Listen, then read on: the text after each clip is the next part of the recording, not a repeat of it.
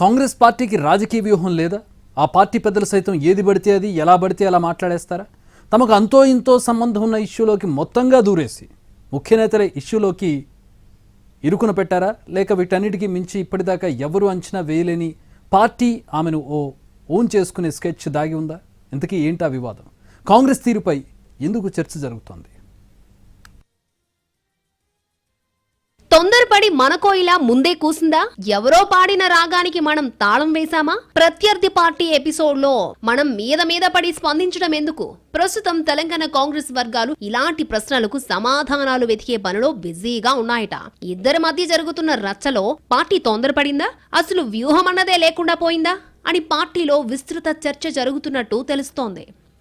BRS MLC కవిత మీద మరొక MLC Teenmar Mallanna చేసిన కామెంట్స్ తర్వాత జరిగిన ఎపిసోడ్ పై పీసీసీ అధ్యక్షుడు మహేష్ గౌడ్ స్పందించారు. తీన్మార్ మల్లన్న చేసిన కామెంట్స్ తప్పే, అలాగే కవిత వర్గం చేయించిన దాడి కూడా తప్పేనంటూ ప్రకటన చేశారు ఆయన. అధికార పార్టీ అవడంతో అలా మధ్య మార్గంగా స్పందించి ఉండొచ్చని అనుకుంటున్నారు. అయితే Congress party MLC Vijayashanti social మీడియాలో పోస్ట్ పెట్టారు. మల్లన్నపై దాడిని ఖండించారు. కవితను ఉద్దేశించి ఆయన చేసిన వ్యాఖ్యలు అభ్యంతరకరమైతే న్యాయపరంగా చూసుకోవాలి, కానీ దాడులు సరికాదంటూ ఎక్స్ లో మెసేజ్ పెట్టారు విజయశాంతి.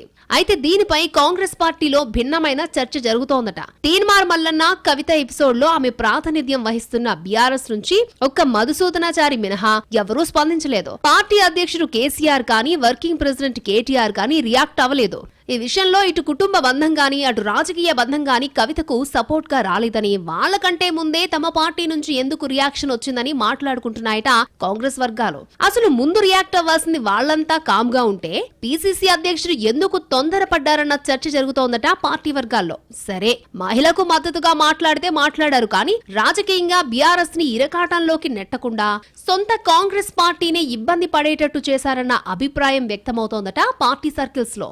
అధికార పార్టీగా స్పందించాల్సిన దానికంటే ఎక్కువగా ఓ అడుగు ముందుకు వేశారన్న టాక్ నడుస్తోంది కాంగ్రెస్ వర్గాల్లో.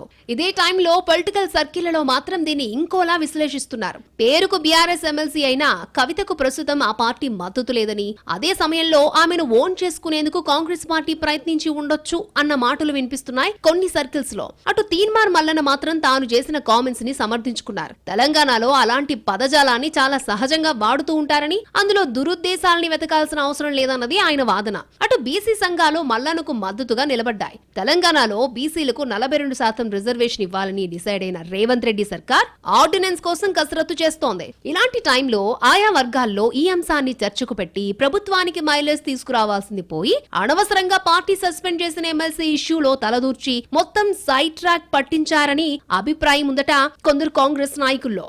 ఏం మాట్లాడాలో, ఎలా రియాక్ట్ అవ్వాలో అర్థం కాక బీఆర్ఎస్ మల్లగుల్లాలు పడుతున్న టైంలో కాంగ్రెస్ పార్టీ రియాక్ట్ అయ్యి పెద్దన్న పాత్రలోకి వెళ్లి ఇద్దరిది తప్పేనని తేల్చి చెప్పేసింది. అధికార పార్టీ కాబట్టి స్పందన ఉండాలి, కానీ ఒక వ్యూహం అంటూ లేకుండా పోతే ఎలాగన్నది హస్తం నేతల ప్రశ్న.